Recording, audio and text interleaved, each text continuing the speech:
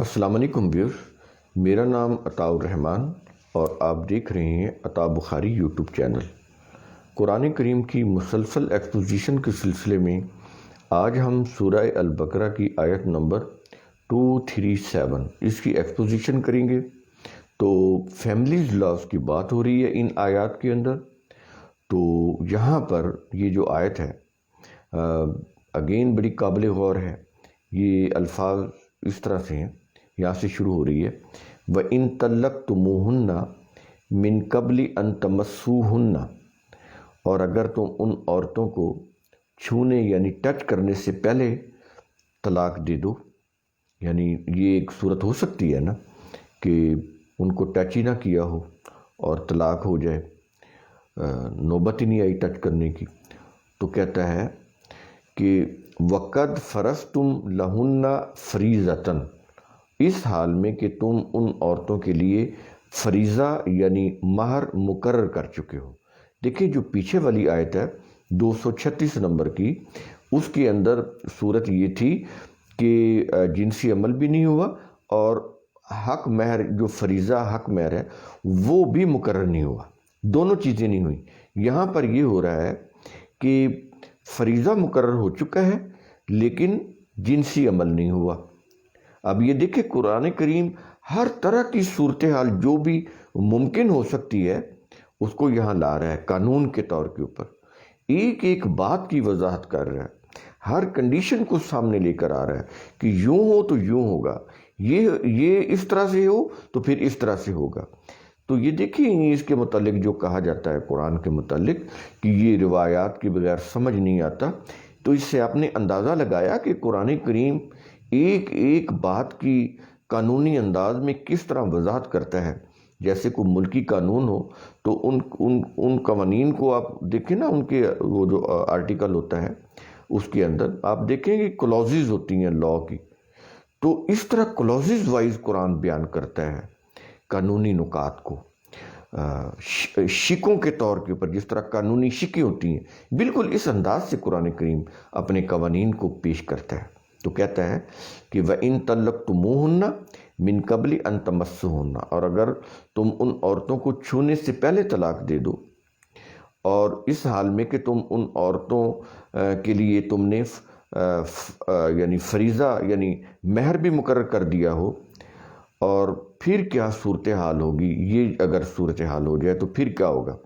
کہتا ہے کہ فَنِصْفُ مَا فَرَضْتُمْ، جو بھی تم نے فرض کیا، فریضہ ادا کیا، مقرر کیا یعنی مہر، تو کہتا ہے کہ اس کا نصف جو ہے وہ انہیں دو۔ اگین سن لیں، پیچھے جو 236 نمبر کی آیت ہے اس کے اندر نہ مہر فریضہ مقرر ہوا اور نہ ہی وہ جنسی عمل ہوا۔ یہاں پر فریضہ مقرر ہو چکا ہے لیکن جنسی عمل نہیں ہوا۔ اس صورت میں طلاق ہو جائے تو کہتا ہے کہ فَنِصْفُ مَا فَرَضْتُمْ، تم نے جو فریضہ یعنی مہر مقرر کیا تھا اس کا ہاف، اس کا نصف ان عورتوں کو دے دو۔ اور آگے کیا اس کی وضاحت کر رہا ہے، کہتا ہے کہ إِلَّا أَن يَعْفُونَ۔ اب یہاں پر یہ بات ہو رہی ہے خواتین کے متعلق۔ اب خواتین کے لیے جو مہر جو فریضہ مقرر ہوا، جو مہر مقرر ہوا، اب قرآن کہتا اس کا آدھا دے دو ان کو۔ صورت بتائیے کہ کیا کہ جنسی عمل نہیں ہوا لیکن مہر مقرر ہو چکا ہے، تو ان کو مہر کا جو بھی مقرر ہوا ہے اس کا ہاف دے دو۔ اور آگے کہہ رہا ہے عورتوں سے متعلق کہہ رہا ہے کہ إِلَّا أَن يَعْفُونَ، مگر یہ کہ وہ عورتیں خود معاف کر دیں، وہ جو آدھا ان کو دینا تھا اگر عورتیں خود معاف کر دیں تو ٹھیک ہے، یہ ان کی مرضی ہے، لیکن مردوں کو پابند بنایا جا رہا ہے کہ وہ اس کا ہاف جو ہے وہ ان کو دیں۔ یہ علیحدہ چیز ہے کہ عورت کے پاس وہ اتھورائز بنائی گئی ہے کہ وہ چاہے ان یعفونا، وہ معاف کر سکتی ہے۔ اچھا، یہی چیز سورہ البقرہ میں بھی آتی ہے، ہم پیچھے سے اس کو دوبارہ آپ کو بتا دیتے ہیں۔ وہ الفاظ ہیں کہ فَإِن خِفْتُمْ، یہ سورہ البقرہ کی آیت نمبر ہے 229 229، یہ پیچھے ہم کر چکے ہیں۔ تو چونکہ یہاں تصریف آیات کے تحت اس کا کنیکشن بن رہا ہے، اس لیے ہم وہ بھی الفاظ یہاں پر پیش کر دیتے ہیں آپ کے سامنے۔ وہاں پر کیا کہا گیا کہ فَإِن خِفْتُمْ پھر اگر تمہیں خوف ہو کس چیز کا کہ اللہ یقیمہ حدود اللہ، کہ وہ دونوں یعنی میاں اور بیوی اللہ کی حدود کو قائم نہیں رکھ سکیں گے، کیا مطلب کہ فیملی لا کے مطابق اپنی میریٹل لائف نہیں گزار سکیں گے، تو پھر کیا ہے فلا جناح علیہما، تو ان دونوں پر اس میں کوئی حرج نہیں ہے، فی مفتدت بھی، کہ عورت اس مال میں سے فدیہ دے کر علیحدہ ہو جائے۔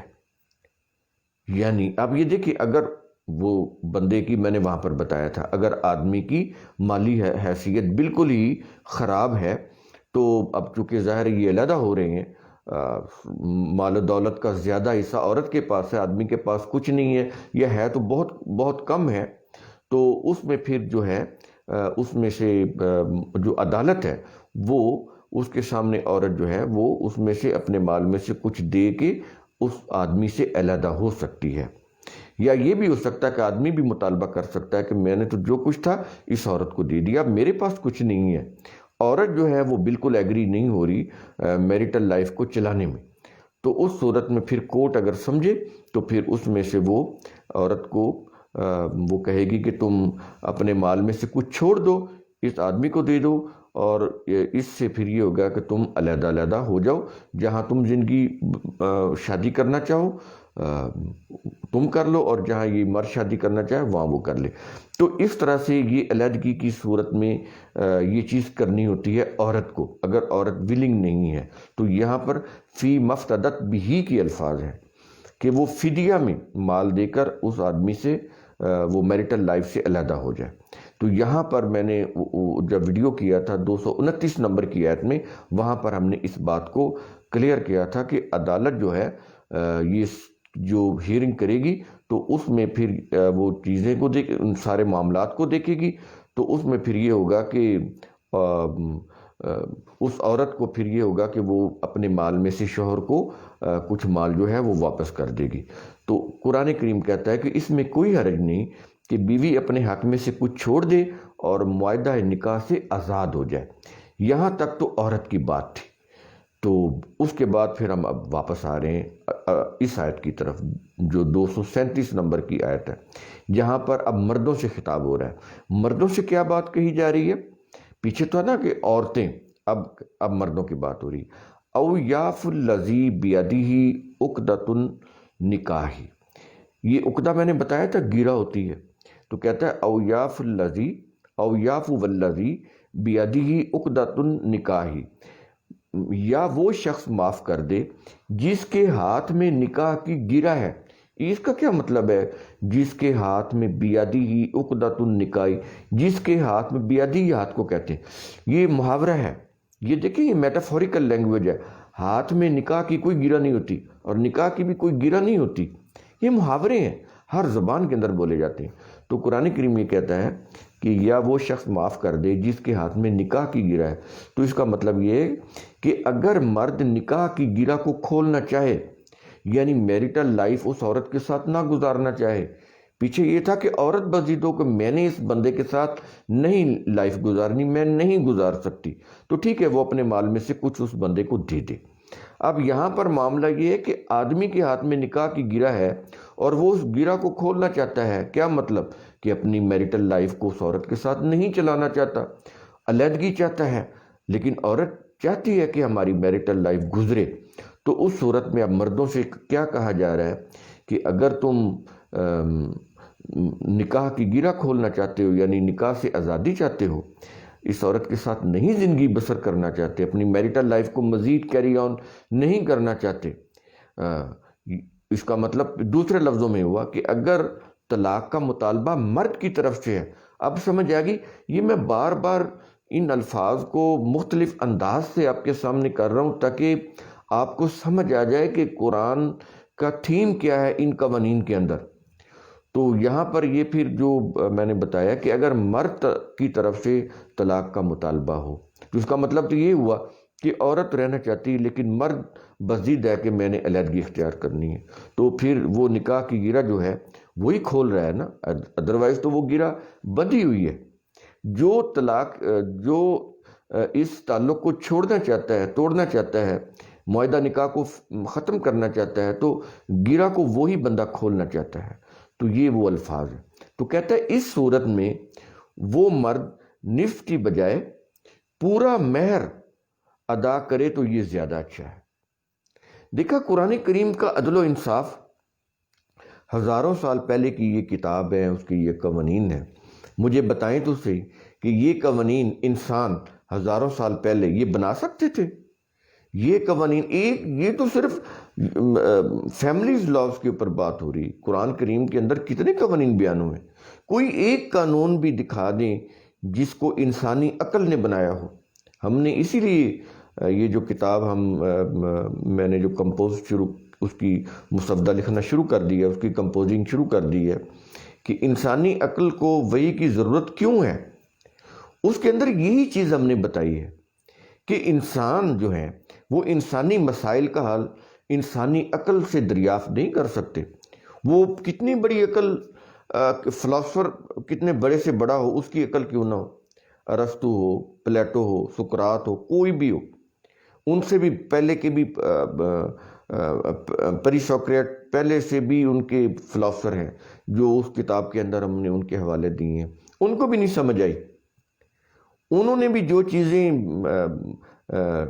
معلوم کی بعد میں آ کے وہ پتہ چلا کہ وہ غلط تھیں، پھر ان کو صحیح کیا گیا. ایک گریجولی چیزیں ہوتی ہیں نا، پہلے چیزیں پیش کی جاتی ہیں، پھر ریسرچ ہوتی ہے، ٹرائل اینڈ ایرر ہوتا ہے، تو پھر ایسے حقائق سامنے آتے ہیں، ڈسکوریز آتی ہیں. نو ڈاؤٹ وہ ضائع نہیں ہوئیں، ان سے آگے علم آگے بڑھا، تحقیق آگے بڑھی، حقائق جو ہیں وہ سامنے آتے گئے. تو بتانے کا مقصد یہ ہے کہ ان قوانین سے آپ کو یہ احساس ہوگا، یہ کنفرم ہوگی یہ بات کہ قرآن کریم کے جو دیے وہ اصول ہیں انسانی عقل وہ معلوم نہیں کر سکتی تھی. اس لیے وہ وحی کے ذریعے وہ انبیاء کو دیے گئے اور انبیاء کے ذریعے تمام انسانوں کو دیے گئے اللہ کی کتاب کی شکل میں. تو یہ چیز ہے. تو اس میں پھر وہ کیا کہہ رہا ہے کہ اگر طلاق کا مطالبہ مرد کی طرف سے ہے تو اس صورت میں مرد جو ہے وہ نصف کی بجائے وہ پورا مہر دے تو زیادہ اچھا ہے. سمجھ آئی یہ قرآن کریم کتنا عدل و انصاف پر مبنی قانون دے رہا ہے؟ یہ اس لیے وہ کر رہا ہے کہ مردوں کا معاشرہ ہے نا، تو چونکہ مرد جو ہیں وہ معاشرے میں انہوں نے اپنے آپ کو ڈومیننٹ بنایا ہوتا ہے، موسٹلی فائنانشیل ایکٹیویٹیز مرد کر رہے ہوتے ہیں، تو اس لیے مرد جو ہے پھر ظلم بھی کرتے ہیں عورتوں کے اوپر. اب جن معاشروں کے اندر عورتیں جو ہیں وہ با اختیار ہیں، فائنانشیل ایکٹیویٹیز کرتی ہیں، وہاں پر جو مرد ہوتے ہیں وہ ان کے ساتھ اس قدر ظلم نہیں کر سکتے جس قدر ظلم یہ جو سو کالڈ ریلیجس کنٹریز کے اندر ہوتا ہے، سو کالڈ اسلامک کنٹریز. تو ایکچولی تو وہ ریلیجس کنٹریز ہے. تو جو بھی ریلیجس کنٹریز ہیں وہ سو کالڈ اسلامک کنٹریز ہوں یا وہ کرسچین ممالک ہوں، تو وہاں پر ایسا ہی ہے، جتنی زیادہ مذہبیت ہے اتنا ہی زیادہ عورتوں کے ساتھ وہاں پر ظلم کیا جاتا ہے. تو وہ اس لیے وہ کہتا ہے کہ قوانین ایسے دیتا ہے تاکہ مردوں کو کسی قسم کا ظلم کرنے کا موقع نہ ملے. اگر یہ قوانین عدالتوں کے اندر رائج ہوں، ملکی سطح کے اوپر نافذ ہوں، عدالتوں کے اندر یہ رائج ہوں، تو پھر مردوں کے پاس کوئی ایسا جواز نہیں ہے کہ وہ خواتین کے اوپر ظلم کر سکے. تو اس لیے وہ قوانین دے رہا ہے. یہ ملکی سطح کے اوپر عدالتوں کے اندر نافذ ہونے والے قوانین ہیں، تب جا کر سوسائٹی جو ہے وہ جہنمی کیفیت سے نکل کر جنتی کیفیت میں آ سکتی ہے. اگر اس کو ثواب کی نیت سے پڑھتے رہیں گے، قوانین کو نافذ نہیں کریں گے، وہاں پر اپنے ریلیجس لا کو نافذ کریں گے، تو معاشرہ پھر اسی طرح جہنمی کیفیت میں ہی رہے گا، جنتی کیفیت میں نہیں آ سکتا. تو آگے وہ کہہ رہا ہے کہ یہ چیزیں کہنے کے بعد کہتا ہے وَأَن تَعْفُوا أَقْرَبُ لِلتَّقْوَىٰ، اور تمہارا معاف کر دینا تقویٰ کے زیادہ قریب ہے. ہم نے بار بار بتایا تقویٰ کیا ہوتا ہے. اللہ کے قوانین کو سامنے رکھنا. جب ڈائیورس دے رہے ہیں، علیحدگی کر رہے ہیں، تو اس وقت بھی اللہ کے قوانین کو سامنے رکھنا جو ان آیات کے اندر بیان کیے گئے ہیں. حسن سلوک کے ساتھ خواتین سے علیحدگی اختیار کرنا، ان کو مال و دولت دینا، ان کی دلجوئی کرنا، ان کو جو بھی ضروریات زندگی دے سکتے ہیں وہ ان کو دینا، بھلے طریقے سے علیحدگی اختیار کرنا، یہ سارے قوانین یہاں پہ دیے گئے. تو کہتا ہے کہ تقوی کے زیادہ قریب ہے تمہارا معاف کر دینا۔ کیا چیز معاف کر دینا؟ کہ جتنا بھی تم نے کچھ دیا ہے وہ ان کو دے دیا جائے، اور اگر کوئی ان سے بھی کوئی لغزش ہوئی ہے تو اس کو معاف کر دیا جائے۔ یہ ساری چیزیں اس کے اندر آ جا سکتی، لیکن یہاں پر تو دینے اور دلانے کی، لینے دینے کی بات ہو رہی ہے کہ جب علیحدگی ہوئی ہے تو پھر تم نے جو کچھ بھی ان کو دیا ہے وہ ان کو دے دیے، وہ ان کو دے دو، وہ ان کے پاس رہنا چاہیے، ان سے واپس نہیں لینا چاہیے۔ اور آگے کہہ رہا ہے کہ وَلَا تَنْسُوا الْفَضْلَ بَيْنَكُمْ، اور تم آپس میں فضل یعنی حسن سلوک کو کبھی نہ بھولو۔ ہر صورت حسن سلوک کو اپنے پیش نظر رکھو۔ دیکھ لیں علیحدگی ہو رہی ہے، سپریشن ہو رہی ہے، ایک دوسرے سے وہ علیحدہ ہو رہے ہیں، وہاں پر بھی قرآن کریم کتنے زبردست قوانین دے رہا ہے، کتنی زیادہ ان کے رشتے کی حرمت کا وہ پاسبانی کر رہا ہے، انسانیت کی کتنی معراج کا خیال رکھ رہا ہے، کہ وہاں پر بھی یہ کہہ رہا ہے کہ وَلَا تَنْسُوا الْفَضْلَ بَيْنَكُمْ، کہ وَلَا تَنْسَوْا الْفَضْلَ بَيْنَكُمْ، تم آپس میں فضل یعنی حسن سلوک کو کبھی نہ بھولو، یعنی ایک دوسرے سے الگ ہوتے وقت بھی تم آپس میں فراخ دلی، کشادگی، وسط نظری، جس کو آپ اوپن ہارٹڈ کہتے ہیں، کہتا ہے اس کا برتاؤ کرو، تنگ نظری سے نہیں کہ کچھ دے دیا تو اس کے اوپر کوڑ کے یا انتقاماً اس کو واپس لے لو، یہ نہیں کرنا۔ کہتا ہے کہ ان اللہ بما تعملون بصیر، کہ تم جو کچھ بھی کرتے ہو اللہ کے قانون مکافات عمل کی نظر تمہاری ایک ایک حرکت کے اوپر ہے۔ یہ نہ سمجھنا کہ اس کو پتہ نہیں، تم اس کے قانون کو کوئی دھوکہ دے دو گے، تو کہتا ہے ایسا نہیں ہے، تمہارا ایک ایک عمل تمہارے نفس کے اندر ریکارڈ ہو رہا ہے، اور اس کے مطابق تمہارے ساتھ معاملہ بھی ہو رہا ہے اور کیا بھی جائے گا۔ فائنل ڈیسیژن جو قیامت کو ہوگا اس میں تو پھر فائنل ڈیسیژن ہو جائے گا۔ تو یہ نہ کہو، یہ نہ سمجھو کہ تمہارے کسی عمل کی اللہ کے قانون کو خبر نہیں ہوگی، یا تم اس سے کوئی اسکیپ حاصل کر لو گے، بالکل نہیں۔ تو یہ جو قوانین ہے بیان کرنے کے بعد یہ الفاظ کہے جا رہے ہیں کہ ان اللہ بما تعملون بصیر، کہ کہیں ریلیکس نہ ہو جانا کہ شاید تم سمجھو کہ تم اگر ان کی وائلیشن کر لو گے تو پھر تم بچ جاؤ گے اس کے تباہ کن انجام سے۔ تو کہتا ہے یہ نہیں ہو سکتا، نظر ہے ہمارے قانون مکافات عمل کی، جیسا کرو گے ویسا بھرو گے۔ تو یہ ہیں جی یہ دو آیات آج کے دن ہم نے کی ہیں، 236 اور 237، بڑی اہم آیات ہیں فیملیز لاز کے متعلق۔ تو امید ہے آپ قرآن کریم کا اصول ثم تفکروا اس کی روح سے آپ خود بھی سوچیں گے، سمجھیں گے، غور و فکر کریں گے۔ شکریہ۔